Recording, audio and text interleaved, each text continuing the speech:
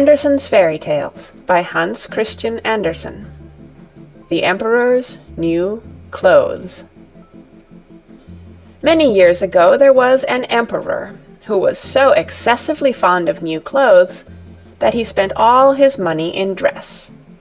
He did not trouble himself in the least about his soldiers, nor did he care to go either to the theatre or the chase, except for the opportunities then afforded him for displaying his new clothes.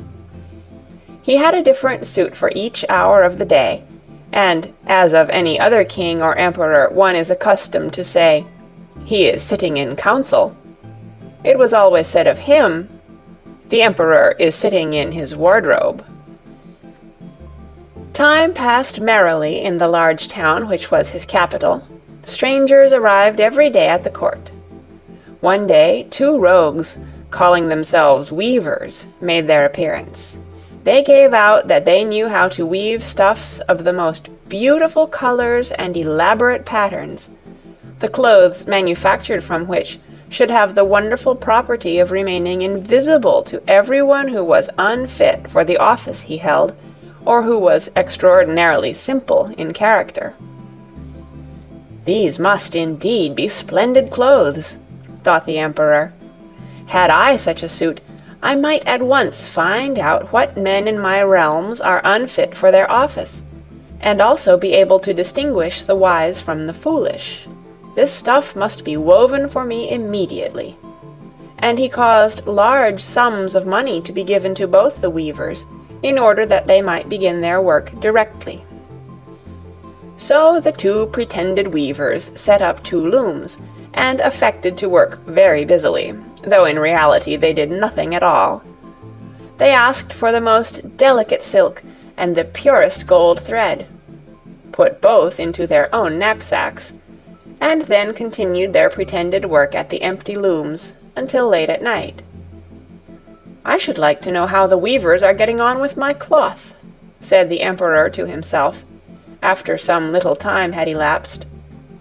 He was, however, rather embarrassed when he remembered that a simpleton, or one unfit for his office, would be unable to see the manufacture. To be sure, he thought he had nothing to risk in his own person, but yet he would prefer sending somebody else to bring him intelligence about the weavers and their work before he troubled himself in the affair. All the people throughout the city had heard of the wonderful property the cloth was to possess, and all were anxious to learn how wise or how ignorant their neighbors might prove to be. "I will send my faithful old minister to the weavers," said the emperor at last, after some deliberation. "He will be best able to see how the cloth looks, for he is a man of sense, and no one can be more suitable for his office than he is." So the faithful old minister went into the hall where the knaves were working with all their might at their empty looms. "What can be the meaning of this?" thought the old man, opening his eyes very wide. "I cannot discover the least bit of thread on the looms." However, he did not express his thoughts aloud. The impostors requested him very courteously to be so good as to come nearer their looms, and then asked him whether the design pleased him, and whether the colors were not very beautiful, at the same time pointing to the empty frames. The poor old minister looked and looked. He could not discover anything on the looms, for a very good reason, viz., there was nothing there. "What?" thought he again. "Is it possible that I am a simpleton? I have never thought so myself, and no one must know it now if I am so. Can it be that I am unfit for my office? No, that must not be said either. I will never confess that I could not see the stuff." "Well, Sir Minister," said one of the knaves, still pretending to work, "you do not say whether the stuff pleases you."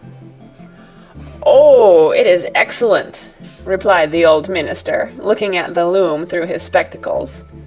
"The pattern and the colors, yes, I will tell the emperor without delay how very beautiful I think them. "We shall be much obliged to you," said the impostors, and then they named the different colors, and described the pattern of the pretended stuff. The old minister listened attentively to their words, in order that he might repeat them to the emperor, and then the knaves asked for more silk and gold, saying that it was necessary to complete what they had begun. However, they put all that was given them into their knapsacks, and continued to work with as much apparent diligence as before at their empty looms. The emperor now sent another officer of his court to see how the men were getting on, and to ascertain whether the cloth would soon be ready. It was just the same with this gentleman as with the minister. He surveyed the looms on all sides, but could see nothing at all but the empty frames. "Does not the stuff appear as beautiful to you as it did to my lord the minister?" asked the impostors of the emperor's second ambassador, at the same time making the same gestures as before, and talking of the design and colors which were not there. "I certainly am not stupid," thought the messenger. "It must be that I am not fit for my good, profitable office. That is very odd. However, no one shall know anything about it." And accordingly he praised the stuff he could not see, and declared that he was delighted with both colors and patterns. "Indeed, please your imperial majesty," said he to his sovereign when he returned, "the cloth which the weavers are preparing is extraordinarily magnificent." The whole city was talking of the splendid cloth which the emperor had ordered to be woven at his own expense. And now the emperor himself wished to see the costly manufacture, while it was still in the loom. Accompanied by a select number of officers of the court, among whom were the two honest men who had already admired the cloth, he went to the crafty impostors who, as soon as they were aware of the emperor's approach, went on working more diligently than ever, although they still did not pass a single thread through the looms. "Is not the work absolutely magnificent?" said the two officers of the crown already mentioned. "If your majesty will only be pleased to look at it, what a splendid design! What glorious colors!" And at the same time they pointed to the empty frames, for they imagined that everyone else could see this exquisite piece of workmanship. "How is this?" said the emperor to himself. "I can see nothing. This is indeed a terrible affair. Am I a simpleton, or am I unfit to be an emperor? That would be the worst thing that could happen. Oh, the cloth is charming," said he aloud. "It has my complete approbation." And he smiled most graciously, and looked closely at the empty looms, for on no account would he say that he could not see what two of the officers of his court had praised so much. All his retinue now strained their eyes, hoping to discover something on the looms, but they could see no more than the others. Nevertheless, they all exclaimed, "Oh, how beautiful!" and advised his majesty to have some new clothes made from this splendid material for the approaching procession. "Magnificent! Charming! Excellent!" resounded on all sides, and everyone was uncommonly gay. The emperor shared in the general satisfaction, and presented the impostors with the riband of an order of knighthood, to be worn in their buttonholes, and the title of gentlemen weavers. The rogues sat up the whole of the night before the day on which the procession was to take place, and had 16 lights burning, so that everyone might see how anxious they were to finish the emperor's new suit. They pretended to roll the cloth off the looms, cut the air with their scissors, and sewed with needles without any thread in them. "See!" cried they at last. "The Emperor's new clothes are ready." And now the Emperor, with all the grandees of his court, came to the weavers, and the rogues raised their arms, as if in the act of holding something up, saying, "Here are your Majesty's trousers, here is the scarf, here is the mantle. The whole suit is as light as a cobweb. One might fancy one has nothing at all on when dressed in it. That, however, is the great virtue of this delicate cloth." "Yes, indeed," said all the courtiers, although not one of them could see anything of this exquisite manufacture. "If your Imperial Majesty will be graciously pleased to take off your clothes, we will fit on the new suit in front of the looking-glass."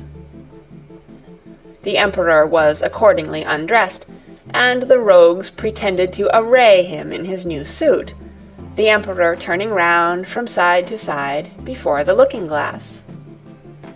"How splendid His Majesty looks in his new clothes, and how well they fit!" everyone cried out.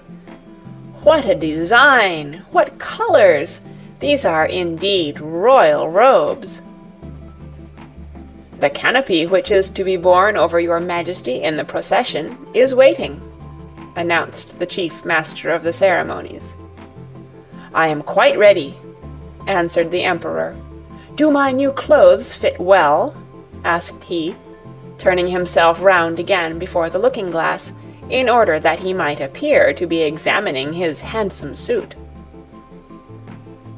The lords of the bedchamber, who were to carry His Majesty's train, felt about on the ground, as if they were lifting up the ends of the mantle, and pretended to be carrying something, for they would by no means betray anything like simplicity or unfitness for their office. So now the Emperor walked under his high canopy in the midst of the procession, through the streets of his capital, and all the people standing by and those at the windows cried out, "Oh, how beautiful are our Emperor's new clothes! What a magnificent train there is to the mantle, and how gracefully the scarf hangs!" In short, no one would allow that he could not see these much-admired clothes, because in doing so he would have declared himself either a simpleton or unfit for his office. Certainly none of the Emperor's various suits had ever made so great an impression as these invisible ones.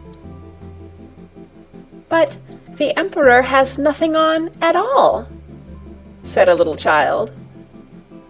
"Listen to the voice of innocence," exclaimed his father, and what the child had said was whispered from one to another. "But he has nothing on at all!" at last cried out all the people. The Emperor was vexed, for he knew that the people were right, but he thought the procession must go on now, and the lords of the bedchamber took greater pains than ever to appear holding up a train, although, in reality, there was no train to hold. End of The Emperor's New Clothes